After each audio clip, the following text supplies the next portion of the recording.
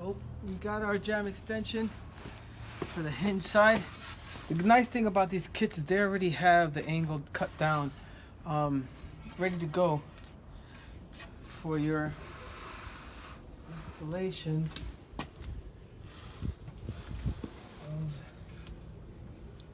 jamb extension. And all you're gonna do is make sure that it butts up and it's nice and flush with the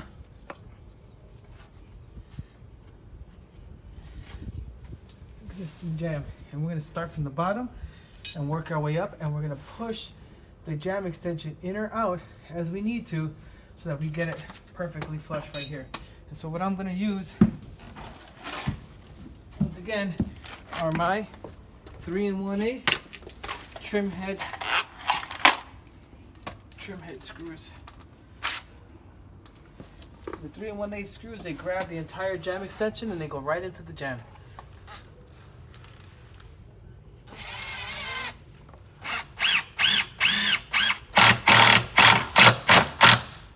Go.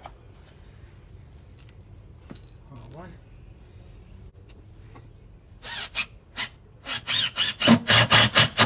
Okay.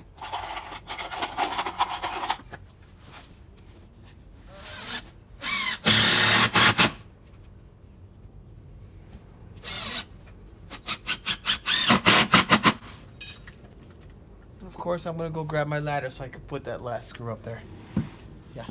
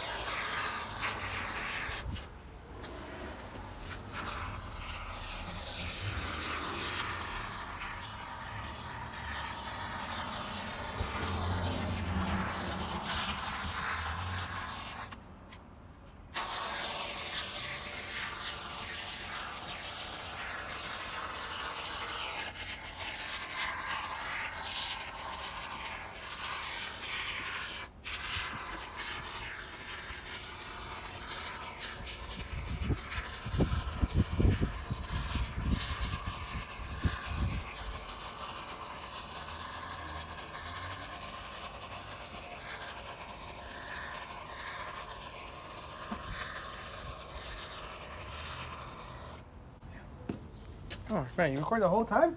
That's a long video. Okay, now we already know from the very beginning of the installation, before we even rip the door out, that this masonry opening was smaller than 38 inches, which is the norm for a masonry opening. You need 38 inches for a stock size door. And really what we're coming up with is 37.5. So I'm going to measure across the bottom, and we're right about, so just a hair over 1.75 inches on that side, and over here we're right at 1.75 inches on this side. So what I'm going to do is I'm going to cut that brick molding on the left and the right, I'm going to remove 1/4 of an inch. The reason why I say 1/4 of an inch is because brick molding comes at 2 inches wide. So I'm going to cut off 1/4 of an inch from the outside edge of the brick mold. Now, here's a critical error that a lot of people make. When you cut brick molding, you don't cut the inside of the brick molding and then throw it up there. You got to cut it on the back edge, because on the front side is where you're going to install the storm door. So the storm door installs in that 1 inch of brick molding. You never cut it from this side, always cut it from the back. I'm not going to use my table saw to cut this. I'm actually going to use my circular saw. I'm pretty good with it. So the way you cut this with a circular saw is you flip it over. You flip it over on the back side, and I use the gauge, or I use the scale that's on the saw itself. So right there at 1 3/4.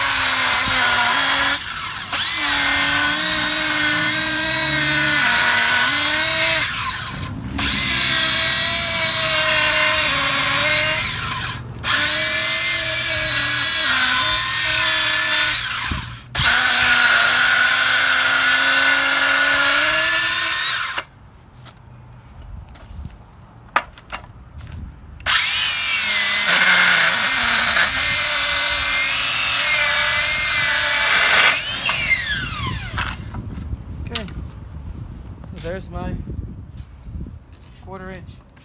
If you're not skilled enough to use the circular saw, don't. Just use the table saw, run it on there, set it on 1 3/4, run the brick molding, cut it, and you call it a day. Yeah.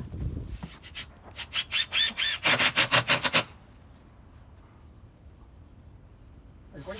Okay, so when you install brick molding, it's actually pretty easy. These doors, the Jamb extension kits and the jambs of the doors already have a line set right at whatever size of the door that you're installing. So since this is a 34-inch door, there's already a 1/2 inch reveal guideline on there. When you install your brick molding, you just butt it up against that line, you follow it up. It's really, this is where things start to get easy.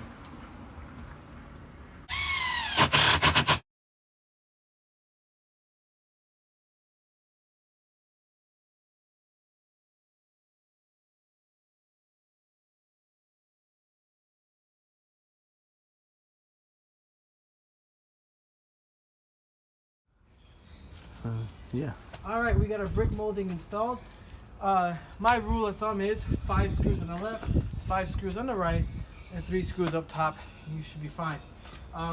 For the Feather River door, I found that the DAP clay caulking is the one that matches it the best. Quad also makes a beige looking caulk, and it's actually a superior caulking to use, but the color doesn't match, and sometimes you just want something that has a really good transition from brick mold to Jamb and from brick mold to brick. So I'm going to go ahead and get this guy caulked up. I have a instructional video on how to caulk. So if you're unsure of what technique I'm using to caulk this brick mold, you can check out my other instructional video that shows you what technique I use in order to apply caulking. After a while of doing this, you get pretty good at it. You get pretty fast at it. And that's it. Nice even bead all the way across, up and down. We're going to do the same thing from the top to the bottom over here.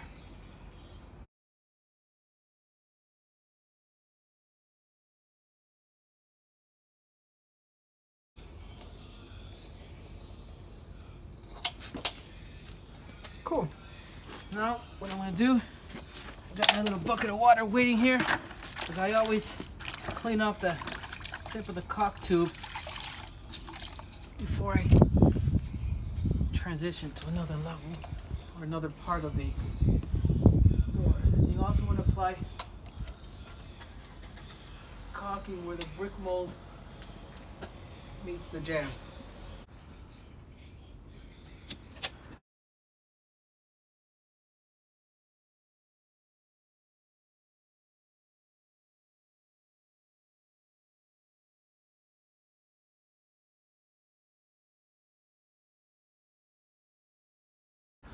Okay. Now I'm gonna run a wet finger. Run a wet finger all the way down. Smooth that out. That's that.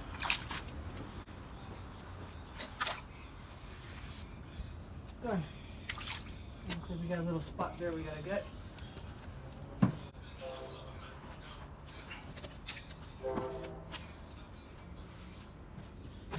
Fill this guy over here.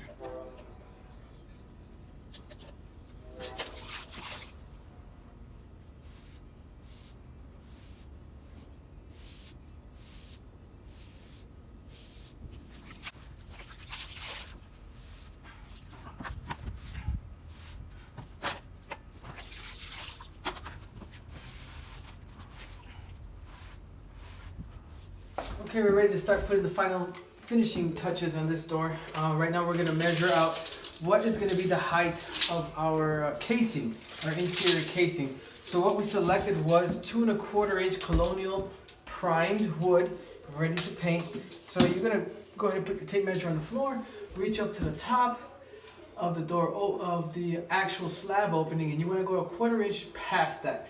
So the door slab stops at 81.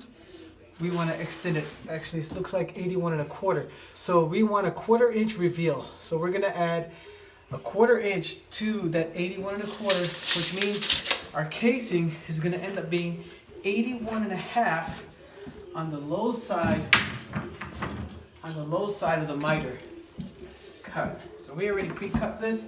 When I set this up, we are about a 1/4 inch shorter, or actually a 1/4 inch longer than the door, and that's going to give us a 1/4 inch reveal all the way around. I'm going to go ahead and nail this guy in place. Stage these right here.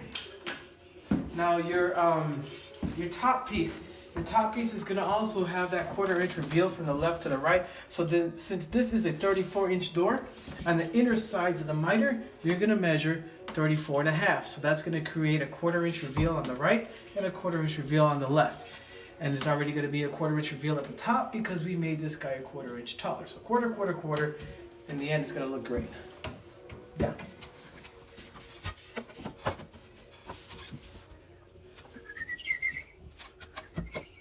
Alright, do that. Okay. Let's do that.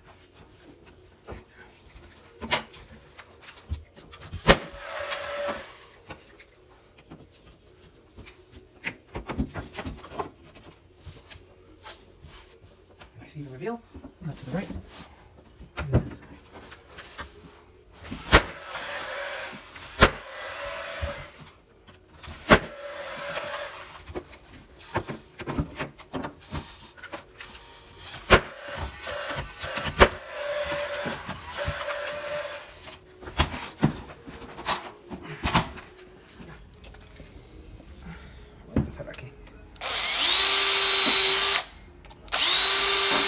So this particular handle set did come with longer screws for the deadbolt strike plate, but what we're running into here is it doesn't reach.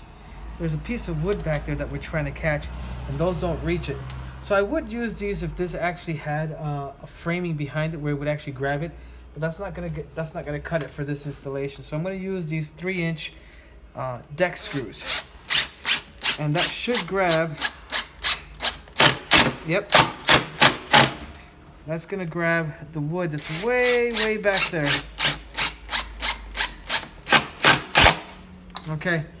So that will make for a more secure deadbolt. So that makes it a little bit more difficult to kick in. So I never really use, if it comes with a small 1 inch or 1 1/4 inch screws, I hardly ever use those when, actually I don't. use them when I install the doors. I always put the long ones so I can grab something in the framework that's behind the door itself.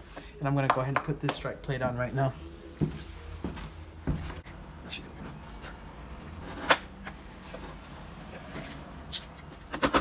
There we go. Put it in there. And we're gonna pre-drill this guy. Always pre-drill when you're drilling into wood that's close to an edge, because you're gonna run the risk of splitting the wood.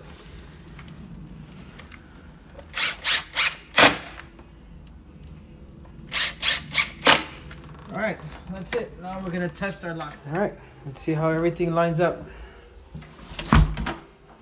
Door latches. Perfect. Lastly, what we want to see, we want to make sure is when the door closes and the, what do we want to call this guy? The latch plate, it's got this little security deal. This piece of the door, that one, that guy right there, when the door closes, it's supposed to rest on the strike plate. It's never supposed to fit completely inside the strike plate. And the purpose behind that is that when this piece, when this piece right here rests on the strike plate, this guy won't go in. So that means that while this piece is on the strike plate, someone can't stick their credit card in to open the door. If the entire piece is inside the hole, then someone can stick their credit card in and it'll push in the entire catch here. So when you install these, this piece right here is supposed to rest on top of the strike plate, and the only part that's supposed to go inside the strike plate is this guy. That's it, not the whole thing. Okay, installation complete on the front exterior door. Casing is up. Good miters. We got our 1/4 inch reveal on the left, right, and top. Door closes and latches, no problem. The pin rests on top of the strike plate, as you can see that, okay. We reinstalled the storm door. It's just basically reverse of what we got earlier in the installation, or the removal of it. We just went in reverse.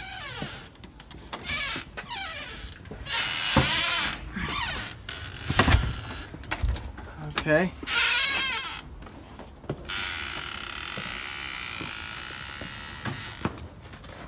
And there's our storm door and exterior door installation. I would have went or opted for a new storm door, but it's okay. Wiping down of the old storm door, it'll look good again too.